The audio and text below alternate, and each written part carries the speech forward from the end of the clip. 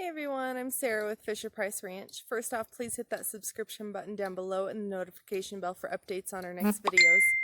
So today I thought I would talk to you about what all you need to start a goat farm.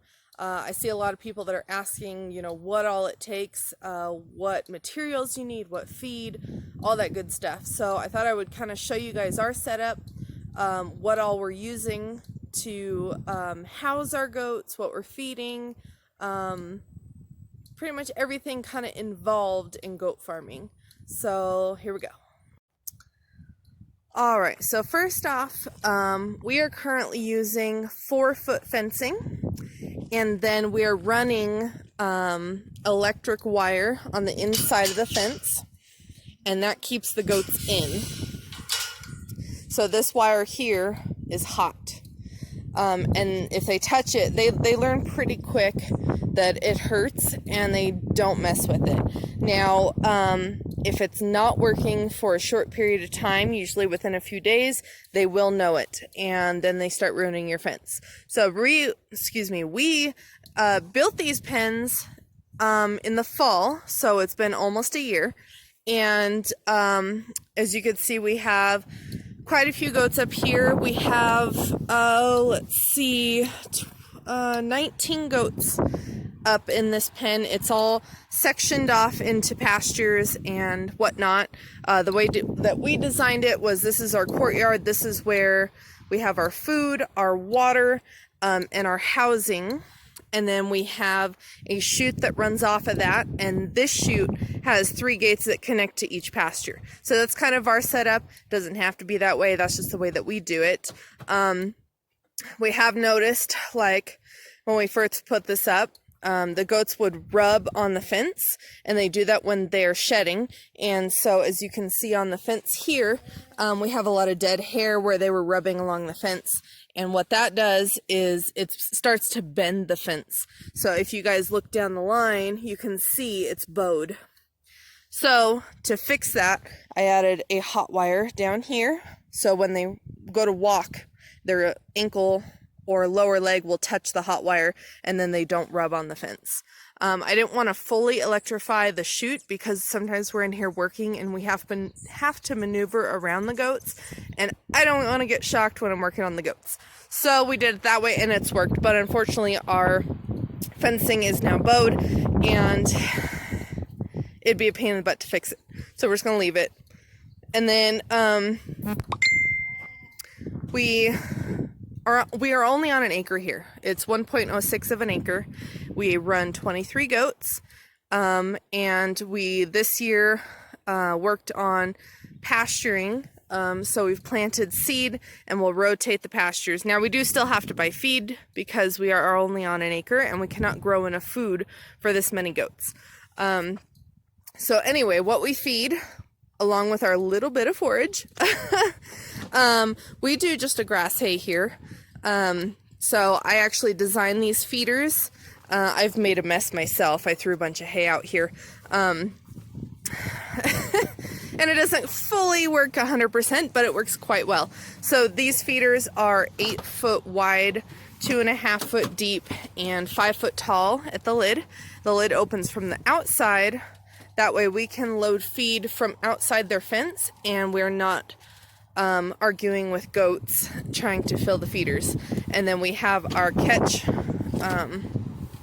tray here, and it kind of catches the feed as they pull it out of here, and then stuff falls. It typically tends to fall in here and not so much on the ground. So if you look on the ground, which part of it is my problem, I did make the mess today, but you can see there's not a whole lot of hay waste here. This is mostly manure.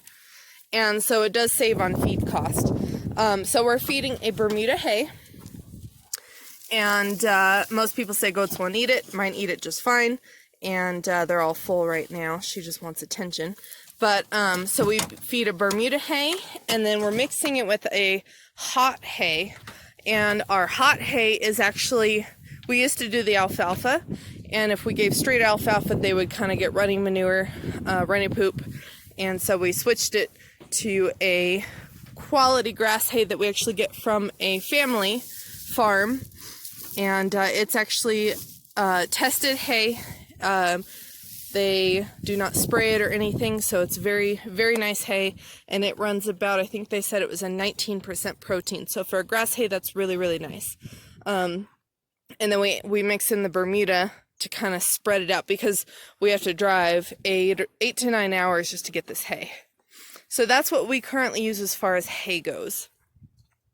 And then we have a playground to keep them entertained. We're hoping to get more land soon, but this is just our current setup. And then we have their water that we fill and scrub and clean 50 million times a week. So that's that. We also keep out Wix high copper minerals, and we keep it in a bucket for the goats to have access 24/7. So it just sits in here, and they come and lick on it when they feel they need it. So far they haven't seemed to like this mineral as much. They're used to, hi Tipsy, they're used to a Mana Pro goat mineral, and those were 8-pound bags, and they would last these goats about a month. We've had the Wix mineral in here for, I'm going to say, a month and a half, and I haven't had to fill them, and you can see how much is left. So I'm not sure how that's going to work out.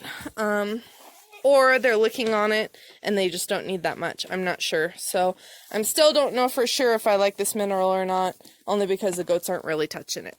So anyway, so that's kind of our setup here, our food and our water.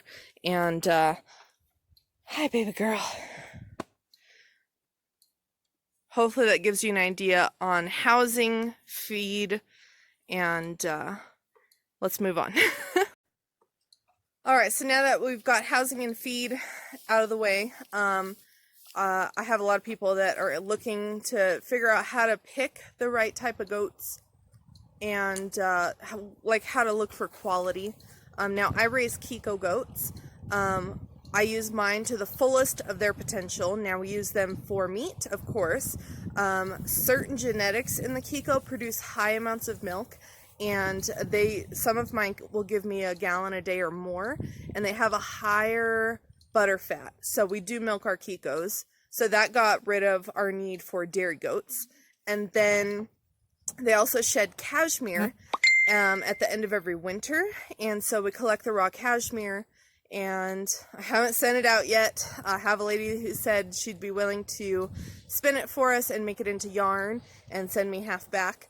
And so we'll get to there at some point. So that's some more ways of making money on the Kikos. Also, brush control. A lot of people will hire goats to clear brush on their land, and so you can definitely make money that way. And then we also use them as pack animals. So I know quite a few people, not so much into the Kikos. They'll do Kiko crosses, but I think Kikos are getting a little bit more known, I guess. And I know a couple of friends of mine that have a huge pack string, and they will actually hire their goats out to hunters. When they go out and they kill their elk, the goats will pack out the meat. And they're not as spooked as, like, let's say, mules and stuff. And they don't need to be tied. They will just follow when they're trained correctly. And you can pack a whole bunch, and they'll just follow the leader, and it's not so bad. So I have one pack goat, and he just goes out with me when we forage in the forest, and so he does a great job for us. All right, so picking quality Kikos. Now, I am still learning. I've only been with the Kikos for, I'm almost on 3 years. I've definitely learned a lot in the last year and a half, and I'm very, very happy with my herd right now. So the Kikos are very well known for their parasite resistance, their great mothering skills, and having great feet, so you don't have to trim very often. So when I personally, this is just me, I don't know about anybody else, but of course you want all those great genetics. It's not necessarily that you're going to get all of them in every single goat, so you have to pick and choose what's going to work for you. So for instance, this girl, we purchased her last year, so this will be our first year with her kidding with us. We have only trimmed her feet once since we've had her. I want to say we've had her for just about a year, maybe a little bit more than a year, and we've only trimmed her feet once, and as you can see, they're really good. They're not overgrown. They need a little tiny bit of trimming, but that's not too bad. I have some other Kikos that have also really good feet. I will real quickly show you guys. I do have this dairy goat here. She was kind of a rescue situation, and but I love her size. She is about 150 plus pounds, and we bred her already actually to one of our Kiko bucks to kind of add a little bit of size, length, and a little bit more dairy. She's already getting an udder. She started that udder right after she was bred, so I know she's going to be a heavy milker. But the only problem is her feet. Now, her feet have been trimmed twice, and as you can see, they're already getting long and they need trimmed again.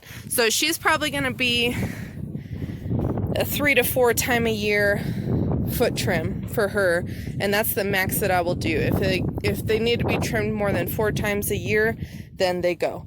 So luckily hers aren't absolutely horrible, but they're getting a little long. Her front feet are definitely better than her back. But if you compare that to the Kikos, like Capers here, she has only had just the slightest, tiniest bit of trim, if that. I mean, she hasn't really needed anything, and so she's going to be a great asset. We did sell her, and then I was actually regretting the sale. We've not yet got kids out of her. She had an issue last year where she actually went into labor early, and I think she was rammed in the stomach, and it caused her to miscarry. So this year we're just keeping a close eye on her. She is already rebred, and if she starts to get picked on when she's getting later into her pregnancy, we will separate her. That's part of the problem with having close quarters with lots of goats. They don't always get along, especially around the food. So anyway, what I look for in my goats, other than the great feet, the mothering skills, the parasite resistance, that is one thing. This girl has not had to be dewormed. She's been on the pasture, which I absolutely love. So that's a great thing about her. So far, her only issue is that her feet grow a little bit longer and faster than the Kikos. That's my only issue with her. Everything else is amazing. I did buy 2 Alpine goats because I needed more milk. At the time, I was not milking my Kikos, and I have already had to deworm both of them. And so I'm already kind of regretting the buy, but this girl's already bred to a Kiko. This one has not yet gone into heat, so we're kind of might play it by ear on those two. But anyway, back to the Kikos.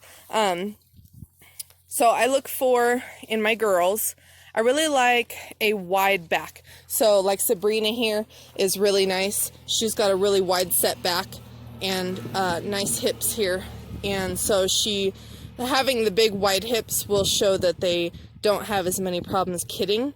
And so I've had goats. I don't know that I'm going to complain too much about the goats that I have now, so I may not have any to compare, but I've had goats where their back was really skinny, like this, compared to that.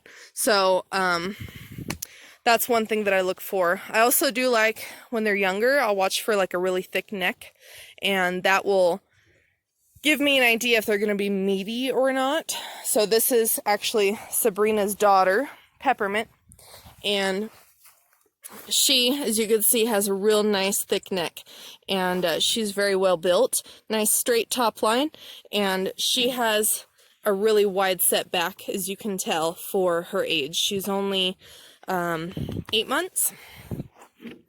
She's growing out real nice. Here's another one. Trinidad here is actually half sister to Sabrina, and she gave me triplets this year, or December, and this is one of her daughters, and you can see how big and thick she is already at just 8 months, and so she's gonna be a really good doe. So another thing that I look for if I'm gonna keep goats here for generations, like this doe here, this is JCP Bratton's Beauty, and she is a very nice thick doe, carries a lot of meat on her bones, and she has a nice thick back. You can see how big she is, and she passes that on to every single daughter that she has given me, no matter what buck she is bred with. She's been bred 4 times, currently bred by the 5th, and every single time she was bred by a different buck. And to give you an idea of one of her daughters that I retained is this one right here laying down. This is Truffles, but you can see how nice and big she is. She's only a year and a half old. Hi, pretty girl. She looks just like her mother. This is another good example. This is actually my favorite doe that I own. She is very, very well built. Nice brisket on her. Not quite the most beautiful rear end. If you look at her from right there, she kind of narrows out quite a bit. But we fixed that with the kids. So, for instance, this is her daughter from a year and a half ago. And as you can see with her, she is much more thick in the rear end. And she's very wide, and she is bred to JCP Buddy, or I'm sorry, that's her sire is JCP Buddy, and he has that nice, thick, stocky build. She definitely took after her daddy. And then last year, she was bred to RDH Bear Claw, which is an Indian outlaw son, and Isaiah's Fire grandson, and we got this gorgeous girl, and she is nice and thick. You gonna stand up for us? Huh? Come on. You're okay. Relax. There she is. And you can see she definitely took after her mother as far as size. And she's got those great genetics in her background. And they are definitely showing. Very nice thick doe. So Bonnie, JCP Bon Bon, we call her Bonnie, will probably stay here forever because she's consistently throwing amazing kids. Of course, their kids will be the decision officially. I've had where this doe produced a really, really nice thick doe, and then that doe had babies, and they were really small. So then we rebred her again, and the babies were still really small. They didn't grow to the fullest of my expected potential. So we actually sold that doe to some people that wanted pets. So even though you have a really nice goat, that doesn't necessarily mean that you are going to get the same thing out of their offspring. All right, so I have seen a little bit of argument about the cost of the Kiko goats and goats in general. And I have just learned over the years that just because like I said just a minute ago, just because you purchase a really nice quality goat doesn't necessarily mean that they're going to produce the same thing in their offspring. So I do like to purchase goats that have data behind them. Data as far as, like for what I keep on all of my goats, how long they're pregnant, if they have any issues having babies, what the baby's size is when it's born, the 30, 60, and 90-day weights of those kids to see what their average daily gain is. And I also keep record of their weight, the mother's weight, their feet, how often they need trimmed, if they ever need deworming, if they need any medication. So that all plays a factor in how much a goat's worth, and I do believe that you definitely get what you pay for. Before, when I was purchasing goats, I would buy cheap ones because they were cheap. I could afford it. $50, $100, $200 goats. You know, I can get them all day long. But I don't have any of those anymore. I have one, and that's only because I got lucky. Bonnie. I got her for $175. No papers or anything. I did the homework. It took weeks. I found the original breeder. They looked in their system. She is in their system, and she was pedigreed. So I paid the money to have her actually papered, and now with everything she's produced, I think she is a $500 to $600 doe, and I got her for $225 with the papers. So I did get very lucky there, and she's disease-free, which is another plus. I do disease test my goats yearly. We test for CAE, CL, and Johne's, and now Q fever. And I definitely like to make sure that I have a disease-free herd. I think that's very important. I've seen what the disease can do to the goat and to the herd themselves, they can decline rapidly with disease, and it spreads very fast. So I do believe that, you know, disease testing should be done. I think it's very important. There's Tipsy. So I'm trying to think of what else. I can real quickly show you guys the boys and what we're kind of looking at as far as the boys go. I did retain one of our bucks this year. I've never retained any of our boys before, so this boy definitely showed lots of promise, and he is amazing me every day. Even today I was looking at him and he just looks amazing for being young. He's bred 3 does, 2 successfully, the 3rd we think successfully, but we're going to do a blood test just to be sure.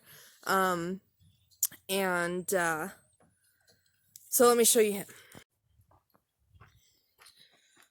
All right, Bazooka, come here, buddy. So now Bazooka is actually a half brother out of Savannah right here, and their sire was RDH Bear Claw. Now he is out of a doe that I sold, and she was real good quality. We're just we sold half of our herd, well, half of our herd, because of too close relations. We needed to get new blood. The other half was, well, we butchered some, and then the others we sold off because we were really trying to cut back on our herd, and so we were just very, very picky on who we kept. So as you can see, Bazooka is fat right now. He just got done eating dinner, but he is very well built. Nice chest on him, nice wide chest, and good thick neck on him. And he's actually gonna pee now. Anyway, so he is still young. He'll definitely fill out more in the rear end. Hopscotch says hi. Hi, Hopscotch. Anyway, he has been out on this pasture, and you typically don't want to pasture your goats if it is under 5 inches, I think, because that's when you have more parasites. And because we have so many goats on such little land, our parasite load on the ground is much higher. I've put them out there anyway, and Bazooka has been on pasture for 2.5 months, and he is yet to need deworming. He got a little bit of diarrhea, that's why his tail's all funny, but that was because we put him on fresh grass right off of dry hay, and it just a little bit of stomach upset, but by the next day he was much better, and without any medications. So I'm very, very happy with this guy, and I cannot believe how much he's growing. So I can't wait to get his weight. We're getting ready to do our goat roundup on the 10th, and so we'll get weights on all of our goats and check for anything that they may need as far as hoof trimming and whatnot. Alright, so these are our boys. I keep quite a few. I know most people only keep 1. I keep usually about 4, and that way I can use all the genetics that I have and pick specific girls for each buck and then just rotate them out. So I don't typically have to purchase a new buck for 4 years, but I tend to bring in a new buck every year. So, but Buddy here, now he's the buck that I told you guys was that white or cream colored doe's sire, and you can definitely see she looks a lot like him. Huh, Bud? So, and then this is Joe. He's our pack goat that I was telling you guys about. Now, as you can see, their setup is pretty much similar. We have their courtyard, food, water, shelter, playground, and then I'm standing in the chute, which goes down this way, and then we only have 2 pastures for the boys. Now, this pasture is still not yet planted. We had to do one at a time because I can't lock the boys. I don't want to lock the boys in this small pen with 4 of them. So we have not yet planted this one. It is on the to-do list for hopefully in about a week. This pasture is planted, and as you can see, it's starting to green up. We only planted it a week ago, maybe a little less. So it's starting to grow, and some of it's weeds, some of it's grass. You can see the grass coming in right there. So I'm hoping in a week or so we can let the boys on the green stuff, and then we can get this one planted. So same setup for them, the 4-foot fencing electric. As you can see, they've ruined this fence because I did not electrify the inside of the fence, and they've been rubbing on it. As you can see, it's bowed out.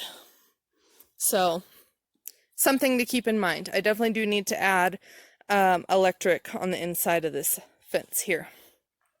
Now, as far as my boys go, we look for the same thing: parasite resistance, good feet, obviously not good mothering skills, but good temperament. I will not keep an aggressive buck or too wild of a buck, and I will refuse to breed that as well. I do believe the temperament does go into the kids, and as you can see, Buddy is just super, super crazy.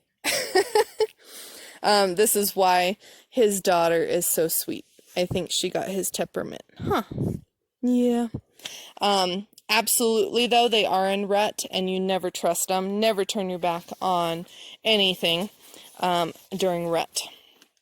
But, well, I turned my back because Buddy's never, well, I can't say he's never hurt me. He did push me last year.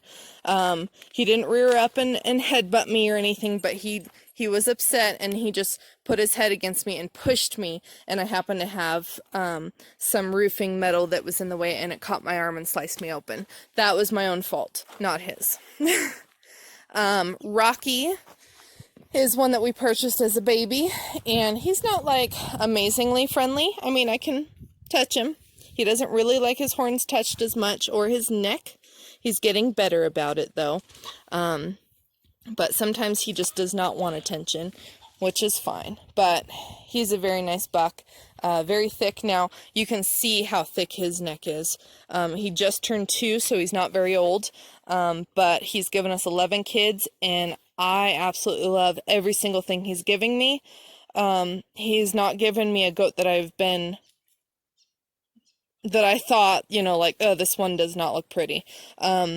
I shouldn't say pretty. As far as quality goes and the build of the goat, he's given me everything I've always wanted. He's an amazing buck and produces very, very well. Wrecker is our newest, and before I purchased him sight unseen, and I was told that he is a little wild, but he will come to a bucket of feed.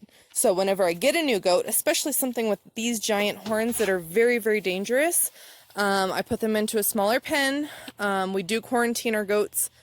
Every single new goat gets quarantined. We put them in our chicken pen over there, and they're in there until they come back with disease testing, all negative. And then they can get moved in with the herd. Usually it takes about 10 days or so.